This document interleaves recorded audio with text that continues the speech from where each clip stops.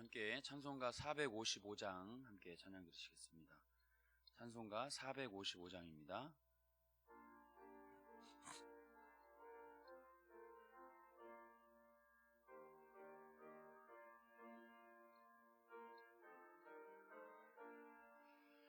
주님의 마음을 본받는 자, 그 맘에 평강이 찾아옴은 험악한 세상을 이길 힘이 하늘로부터 임함이로다. 주님의 마음 본받아 살면서 그 거룩하심 나도 이루리. 주 모습 내 눈에 안 보이며 그 음성 내 귀에 안 들려도 내 영혼 날마다 주를 만나 신령한 말씀 늘 배우도다. 주님의 마음 본받아 살면서 그 거룩하심 나도 이루리. 가는 길 거칠고 험하여도 내 맘에 불평이 없어짐은 십자가 고난을 이겨내신 주님의 마음 본받음이라. 주님의 마음 본받아 살면서 그 거룩하심 나도 이루리. 주 예수 세상에 다시 오심 그날엔 무성도 주님의 빛나는 그 형상을 다 함께 보며 주 찬양하리. 주님의 마음 본받아 살면서 그 거룩하심 나도 이루리. 아멘. 우리 사도신경으로 신앙 고백 드리시겠습니다. 전능하사 천지를 만드신 하나님 아버지를 내가 믿사오며 그 외아들 우리 주 예수 그리스도를 믿사오니 이는 성령으로 잉태하사 동정녀 마리아에게 나시고 본디오 빌라도에게 고난을 받으사 십자가에 못 박혀 죽으시고 장사한 지 사흘 만에 죽은 자 가운데서 다시 살아나시며 하늘에 오르사 전능하신 하나님 우편에 앉아 계시다가 저리로서 산자와 죽은 자를 심판하러 오시리라. 성령을 믿사오며 거룩한 공예와 성도가 서로 교통하는 것과 죄를 사하여 주시는 것과 몸이 다시 사는 것과 영원히 사는 것을 믿사옵나이다. 아멘. 함께 나눌 하나님 말씀은 베드로전서 1장 13절에서 25절입니다. 신약성경 베드로전서 1장 13절에서 25절입니다. 우리 함께 하나님 말씀 읽도록 하겠습니다. 베드로전서 1장 13절에서 25절입니다. 같이 읽으시겠습니다. 그러므로 너희 마음의 허리를 동이고 근신하여 예수 그리스도께서 나타나실 때에 너희에게 가져다 주실 은혜를 온전히 바랄지어다. 너희가 순종하는 자식처럼 전에 알지 못할 때에 따르던 너희 사욕을 본받지 말고 오직 너희를 부르신 거룩한 이처럼 너희도 모든 행실에 거룩한 자가 되라. 기록되었으되 내가 거룩하니 너희도 거룩할지어다 하셨느니라. 외모로 보시지 않고 각 사람의 행위대로 심판하시는 이를 너희가 아버지라 부른즉 너희가 나그네로 있을 때를 두려움으로 지내라. 너희가 알거니와 너희 조상들이 물려준 헛된 행실에서 대속함을 받은 것은 은이나 금같이 없어질 것으로 된 것이 아니요 오직 흠없고 점없는 어린 양 같은 그리스도의 보배로운 피로 된 것이니라.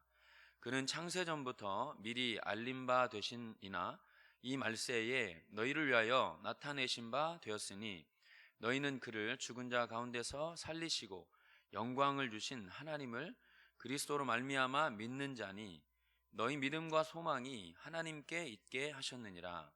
너희가 진리를 순종함으로 너희 영혼을 깨끗하게 하여 거짓이 없이 형제를 사랑하기에 이르렀으니 마음으로 뜨겁게 서로 사랑하라.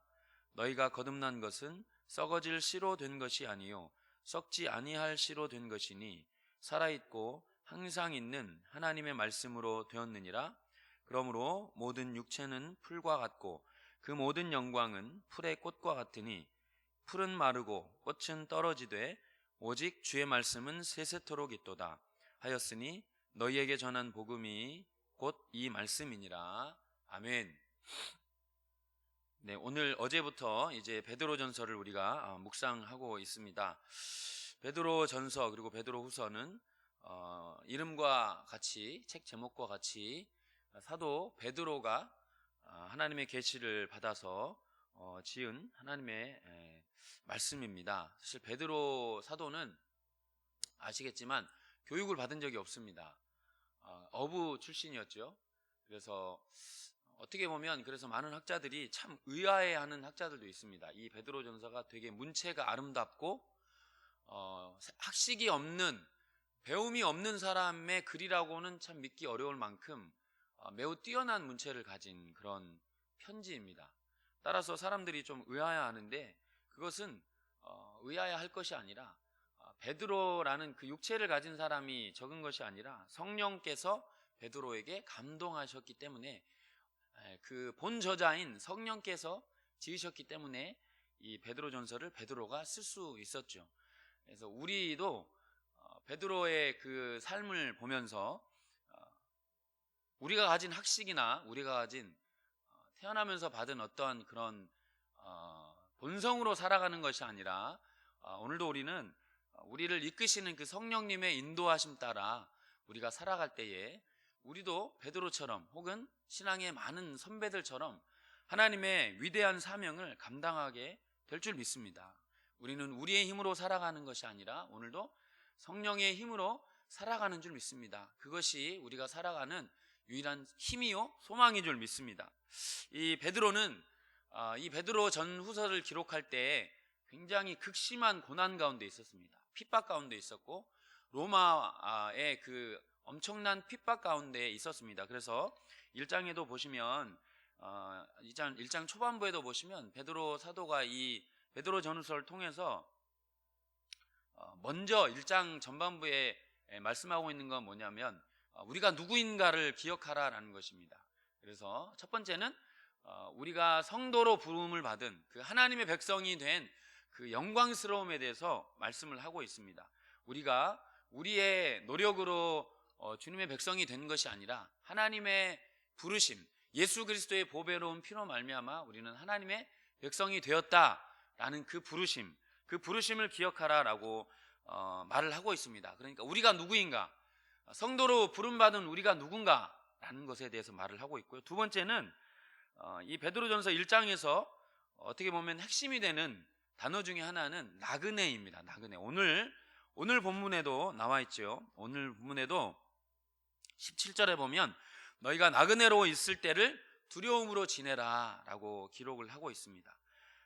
왜냐하면 너무나 그 고통스러운 핍박 가운데 있었기 때문에 이 베드로 전서를 쓸 이 상황 가운데 베드로 사도뿐 아니라 흩어진 모든 1장 1절에 보면 예수 그리스도의 사도 베드로는 어디에 흩어진 나그네라는 단어를 쓰고 있습니다. 그러니까 여러 지방으로 핍박에 못 이겨서 흩어져 있는 하나님의 백성들. 그런데 우리의 삶이 지금 이 땅을 살아가는 삶이 영원할 것 같지만, 그 로마 황제의 핍박이 영원할 것 같지만 그것도 곧 끝난다라고 말을 하고 있습니다. 우리의 인생은, 우리의 삶은 나그네 인생이다라고 말을 하고 있습니다. 우리가 바라보아야 할 곳은 우리 교회 이름처럼 본향이다라는 것을 기억을 하라라고 사도 베드로는 권면을 하고 있습니다. 우리가 사는 이 세상이 영원할 것 같고, 우리가 지금 여러분 한번 여러분의 삶을 한번 잠깐 돌아보시면 언제 우리가 이 나이가 되었는가라는 고백을 우리는 늘 하지 않습니까? 세월이 참 빠르다. 돌아보면 세월은 눈 깜짝할 사이에 흐르는 것처럼 짐작을 해본다면 앞으로 우리의 인생도 눈 깜짝할 사이에 흘러갈 것입니다. 우리의 인생은 지금 오늘이 영원할 것 같지만 이 시대는, 이 세상은 언젠가는 막을 내리고 우리에게는 영원한 삶이 펼쳐져 있다라는 것을 사도 베드로는 이 믿음을 지켜가고 있는 하나님의 백성들에게 권면하고 있습니다. 지금 이 핍박이 참 견디고 어렵고 힘들지만 이 핍박은 끝이 있다라고 사도 베드로는 권면을 하고 있고, 실제로 그 핍박은 끝이 납니다. 오늘 우리가 살아가는 이 시대도 코로나가 영원할 것 같지만 코로나는 분명히 끝날 것입니다.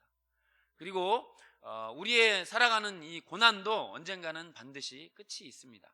문제는 그 끝에 우리가 하나님 앞에 어떠한 모습으로 우리가 살아가게 될 것이냐, 이것이 문제인 것이지, 우리가 하나님 앞에 섰을 때 하나님 앞에 어떤 모습으로 설 것이냐, 이것이 우리에게 남겨져 있는 큰 숙제이지, 이 시대는 지나갑니다. 우리의 슬픔도 지나갈 것이고 우리의 아픔도 지나갈 것이고 반대로 우리의 즐거움도 지나갈 것입니다. 그래서 오늘 우리가 읽은 이 13절부터 사도 베드로는 이 13절 초반부에 이렇게 기록을 하고 있습니다. 그러므로 하나님의 백성이 된 여러분, 이 고난 가운데 버텨내고 있는 여러분, 우리가 이제 이렇게 살아야 합니다 라고 사도 베드로는 권면을 하고 있습니다. 세 가지를 말하고 있는데요, 첫 번째는 우리 15절에 나와 있습니다. 같이 한번 읽어보시겠습니다. 15절 16절 같이 읽겠습니다. 시작. 오직 너희를 부르신 거룩한 이처럼 너희도 모든 행실에 거룩한 자가 되라. 기록되었으되 내가 거룩하니 너희도 거룩할지어다 하셨느니라. 첫 번째는 사도 베드로는 하나님의 부름을 받은 백성들은 거룩한 삶을 살아야 됩니다라고 권면하고 있습니다. 이 거룩한 삶이라는 건 깨끗한 삶을 말하지는 않습니다. 물론 그것도 포함되지만 흠이 없는 삶이 아니라 거룩한 삶이라는 것은 다르게 사는 삶입니다. 이 세상 사람들이 살아가는 방식과는 다른 방식으로 사는 거죠. 이 세상에서 전부인 것으로, 돈이 전부인 것처럼, 돈이 우리를 구원해 줄 것처럼 여기는 사람들처럼 살지 말고 다른 삶을 살라라고 권면하고 있습니다. 이 끝이 보이는 이 세상 가운데 붙들어야 될 것이 무엇이냐 하면, 우리가 붙들어야 될 것은 눈에 보이는 어떤 이 세상이 아니라, 눈에 보이는 사람이 아니라, 눈에 보이는 어떤 것이 아니라 우리는 영원한 것을 바라보고 사는 사람답게 좀 다른 삶을 살라라고 말씀을 하고 있습니다. 왜냐하면 이것이 하나님이 거룩하시기 때문입니다. 우리 안에는 거룩함이 없습니다. 우리가 아시겠지만 거룩한 삶을 살아보려고 노력을 하지만 우리는 거룩한 삶을 살 수가 없습니다. 우리의 노력으로는 살 수가 없습니다. 잠깐 살 수는 있으나 금방 우리는 또 죄를 지을 수밖에 없는 존재들이죠. 우리가 기억을 해야 될 것은 바로 16절입니다. 그래서 기록되었으되 내가 거룩하니, 이 말씀이 중요합니다. 하나님이 거룩하니 우리도 거룩할 수 있는 것이죠.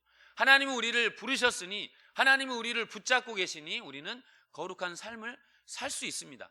아니, 하나님은 선포하고 있습니다. 내가 거룩하니 너희도 거룩할지어다. 하나님은 우리에게 선포하고 있습니다. 여러분, 원수 마귀에게 속지 마시기를 축복해 드립니다. 원수 마귀는 우리를 항상 너희는 별것 아니야 라고 우리에게 거짓 메시지들을 던집니다. 이 세상이 영원할 것처럼 거짓 메시지를 던집니다. 그러나 하나님은 우리에게 선포하십니다. 너희는 거룩하다. 이미 우리가 예수 그리스도 안에 있음으로 말미암아서 우리는 거룩한 삶을 살게 된 줄 믿습니다. 그 주님이 오늘도 우리를 붙들고 계시면, 그 예수님이 우리를 이끌고 계시기 때문에 우리는 거룩한 삶을 살 수 있는 것이죠. 자, 두 번째는 뭐냐면, 두 번째는 우리 17절 말씀입니다. 같이 한번 읽어보시겠습니다. 외모로 보시지 않고 각 사람의 행위대로 심판하시는 이를 너희가 아버지라 부른즉 너희가 나그네로 있을 때를 두려움으로 지내라. 하나님의 백성, 하나님의 택함을 받은 백성들은 하나님을 두려워하는 마음으로 살아내라 라고 권면을 하고 있습니다. 우리가 두려워할 대상은 저 황제가 아니다라는 거죠. 지금 눈앞에 보이는 이 코로나가 우리의 두려움의 대상이 아니라 우리를 부르신 그 하나님이 우리를 심판하실 그 영원하신 심판주이신 우리 하나님을 기억하고 두려움으로 지내라. 그냥 겁에 질려 벌벌벌 떨라라는 말이 아니라 우리 하나님이 이 온 우주의 주인이신 그 하나님을 경외함으로 하루하루를 살아가라라고 권면하고 있습니다. 그런데 그 두려움은 그냥 겁먹는 차원이 아니라 그 두려움은 어디로 향하여 가고 있는가 하면 우리 21절에 보시면 같이 21절 한번 읽어보시겠습니다. 너희는 그를 죽은 자 가운데서 살리시고 영광을 주신 하나님을 그리스도로 말미암아 믿는 자니 너희 믿음과 소망이 하나님께 있게 하셨느니라. 우리의 두려움은 그 막연한 하나님을 무서워서 벌벌 떠는 것이 아니라 우리를 이 두려움과 고통과 환난과 핍박 가운데서 구원해 주실 그 영원하신 하나님을 믿는 그 믿음과 소망으로 나아가라라고 권면하고 있습니다.